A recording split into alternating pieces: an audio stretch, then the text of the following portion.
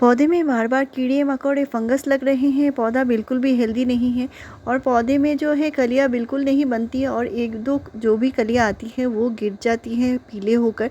तो उस तरह के प्रॉब्लम के लिए एक बहुत ही बढ़िया उपाय बताने वाली हूँ।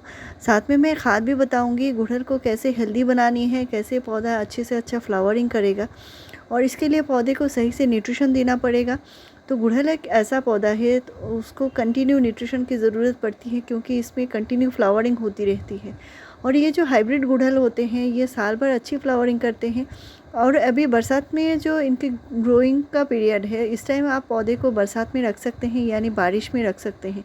लेकिन मिट्टी जो है हमेशा वेल ड्रेन सॉइल होनी ज़रूरी है, यानी जब भी पानी गिरे या बरसात का पानी जैसे पॉट में जमा ना हो वैसी मिट्टी बनानी है। तो पोरस मिट्टी से क्या होता है, गुड़हल के जो रूट होते हैं वो अच्छे चलते हैं। अक्सर होता है पॉट की मिट्टी में पानी जम जाती है और पौधा जो है फंगस की वजह से रूट ख़राब हो जाते हैं, पौधे के सारे पत्ते पीले एक साथ होने लगते हैं। तो पौधे में एक दो पत्ते पीले होना कोई प्रॉब्लम नहीं है, लेकिन अचानक से सारे पत्ते पीले हो रहे हैं तो वो फंगस की निशानी हो सकती है। और इसके लिए आपको सावधानी रखनी होगी, कम से कम महीने में 2 बार यानी 15 डेज़ के गैप में फंजीसाइड ज़रूर देना होगा मिट्टी में। जैसे 2 ग्राम यानी हाफ़ टी स्पून से भी कम आपको फंजीसाइड मिट्टी में हल्की गुड़ाई करके डालना है। और मिट्टी गीली है तो पानी नहीं डालना है। और बरसात में हर एक पौधे में इस तरह फंजीसाइड देनी ज़रूरी है। तो half tea spoon fungicide 1 litre पानी में घोल के मिट्टी में भी डालना है और पूरे प्लांट के ऊपर स्प्रे करना है। इससे पौधे हमेशा हेल्दी बने रहेंगे। तो फंजीसाइड आप साफ़ या बेबिस्टिन दोनों में से कोई भी इस्तेमाल कर सकते हैं। नेक्स्ट मैं बताने वाली हूँ पौधे को कीड़े मकोड़े फंगस से बचाने के लिए, रूट को हेल्दी बनाने के लिए क्या क्या चीज़ें इस्तेमाल करनी है और पौधे में अच्छी फ्लावरिंग लेने के लिए कौन कौन से खाद डालने होंगे। तो गुड़हल हेवी फीडर प्लांट होता है और इसको कम से कम 10 दिन के गैप में कोई भी लिक्विड खाद आप दे सकते हैं। साथ में ये जो मैं चीज़ बता रही हूँ ये है कच्ची हल्दी। और कच्ची हल्दी जो है ये हमारे लिए तो बहुत ही ज़्यादा गुणकारी है, पौधे के लिए भी उतना ही ज़्यादा गुणकारी है। तो यहाँ पे मैंने हाफ़ टी स्पून से भी कम कच्ची हल्दी का पेस्ट लिया है और इसको अच्छे से पीस कर मैंने ले लिया है। यहाँ पे 200 ml पानी में अच्छे से घोल लिया है। ये जो चीज़ है ये आप मिट्टी में डालेंगे, कम से कम 15 डेज़ के गैप में एक बार डालेंगे तो मिट्टी में अगर कीड़े मकोड़े लगे हैं या पौधे में फंगस लगे हैं तो ये चले जाएंगे, रूट को हेल्दी बनाएंगे। हल्दी में जो करक्यूमिन नामक एक चीज़ होती है वो रूट को भी बहुत ज़्यादा ताकत देती है। और ऐसे बहुत सारे पोषक तत्व है जो पौधे को बहुत ज़्यादा हेल्दी बनाते हैं, पौधे के जो इम्यून सिस्टम है इसको स्ट्रॉन्ग बनाती है। तो इसे मिट्टी में जितने सारे कीड़े मकोड़े हैं वो भी चले जाएंगे। और इस तरह आप इसको छान के पौधे के ऊपर स्प्रे भी कर सकते हैं, लेकिन अच्छे से डाइल्यूट करना होगा। तो यहाँ पे मैंने हाफ़ टी स्पून से भी कम लिया है और इसको डाइल्यूट करके आप कम से कम 3 से 4 गुना नॉर्मल पानी मिलाकर प्लांट के ऊपर स्प्रे कर सकते हैं। पत्ते में कीड़े मकोड़े लगे हैं तो भी चले जाएंगे और मिट्टी में भी इस तरह डाल सकते हैं। तो जब भी मिट्टी में कुछ भी खाद डालना हो या पानी डालना हो तो मिट्टी थोड़ी सी ड्राई साइड में आए तभी डालना होगा।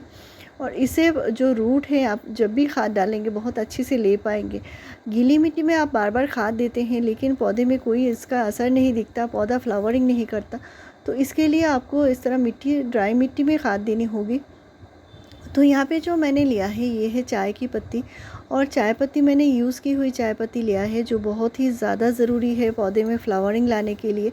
और इसको कम से कम महीने में आप 2 बार देंगे तो आपका पौधा हमेशा साल भर अच्छी फ्लावरिंग करता जाएगा। तो यूज़ की हुई चाय पत्ती जो है, यहाँ पे मैंने चाय पत्ती को अच्छे से धोकर सुखा लिया है। यानी घर में जो हम चाय बनाते हैं, चाय बनाने के बाद उस पत्ती को अच्छे से धोकर सुखा लेनी है और उस चाय पत्ती का आप इस्तेमाल कर सकते हैं। तो कोई भी चाय पत्ती हो चलेगा। और इसमें आप ग्रीन टी का भी इस्तेमाल कर सकते हैं, तो लेकिन पत्ती को अच्छे से ड्राई कर लेनी है, यानी सुखाकर ही यूज़ करना है। तो यहाँ पे मैंने 2 टीस्पून दिया है और ये हमारे छोटे से पौधे हैं, ये भी अच्छे से अच्छे फ्लावरिंग करते हैं, आपने देखा भी होगा मेरे चैनल पे। तो साथ में मैं जो दे रही हूँ ये है सरसों खली खाद।